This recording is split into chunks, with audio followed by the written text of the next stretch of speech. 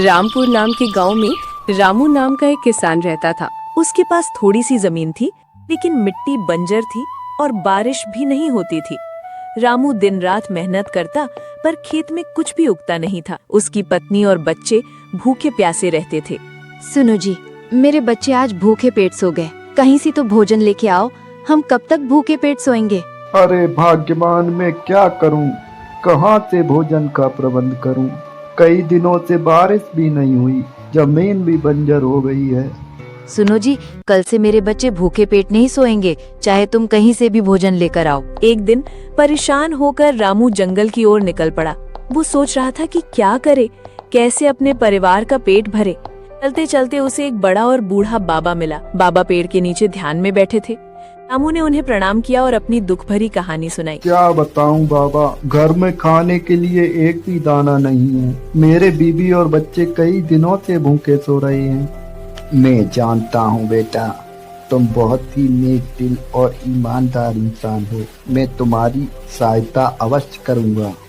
तभी बाबा ने रामू को एक जादुई बीज दिया और कहा, ये बीज ले जाओ बेटा, और तुम इसे अपने उस बंजर खेत में बो देना। लेकिन याद रहे बेटा, इस बीज से जो पेड़ उगेगा उस पर कुछ सुनहरे फल आएंगे। उन फलों में से एक फल तुम अपने लिए रख लेना और बाकी के फलों का इस्तेमाल जरूरतमंद गांव वालों की मदद के लिए करना। रामू ने बाबा को प्रणाम किया और बीज लेकर अपने खेत में बो दिया। रोज सुबह सूरज निकलते ही वो बीज को पानी देता और मनी मन दुआ करता। कुछ ही दिनों में उस बीज से एक बड़ा पेड़ उगाया। पेड़ पर सुनहरे फल लगे थे। रामू ने बाबा की बात ध्यान में रखकर लालच ना करते हुए जमीन पर पड़ा हुआ फल उठाकर वहां से चला गया और फिर पास ही बाजार में सुनार को बेचकर उसके कुछ सिक्के लेकर अपने परिवार का पालन पोषण करने लगा और बाबा के अनुसार कुछ फल गांव वालों को बांट देता। ये देखकर उसकी पत्नी बहुत जलती थी। मुझे कुछ करना होगा, वरना ये सारे सुनहरे फल गांव वालों में बांट देंगे। एक दिन जब रात के समय रामू सो रहा था, उसकी पत्नी पेड़ से सारे फल तोड़ कर ले जाती है और सुनार को बेच देती है। सुबह जब रामू पेड़ के पास जाकर देखता है, अरे अरे अरे, ये पेड़ कैसे सूख गया? इसके सारे फल कहाँ गए? हे भगवान, अब मेरे बीवी बच्चों का क्या होगा? उन्हें मैं कहाँ से भोजन ला के दूंगा? तो पेड़ सूख जाता है और जमीन भी बंजर हो जाती है। रामू के बच्चे फिर भूखे पेट सोने लगे और रामू उसकी पत्नी में खाने के लिए फिर से झगड़ा होने लगा। कुछ दिनों बाद बाबा फिर से गांव आते हैं।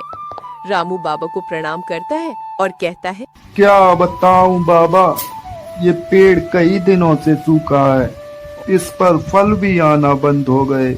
बेटा, मैं जानता हूँ तुम बहुत ही नेक दिल और ईमानदार इंसान हो।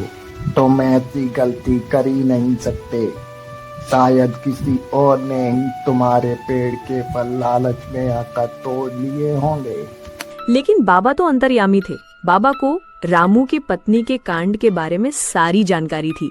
तभी बाबा जानबूझकर कहते हैं, अब बेटा, एक ही उपाय है। जिसने भी ये अपराध किया है, अगर वो कबूल कर ले तो इस पेड़ के फल फिर से उगाएंगे और तुम्हारा जीवन फिर से खुशहाल हो जाएगा। तभी रामू की पत्नी कहती है, बाबा मुझे माफ कर दो, ये सब मेरे लालच की वजह से हो रहा है। मैंने ही पेड़ के सारे सुनहरे फल तोड़कर बेच दिए। रामू की पत्नी के माफी मांगने पर बाबा फिर से रामू को बीज देते हैं और उसके बाद रामू के खेत में सुनहरे फल उगाते हैं।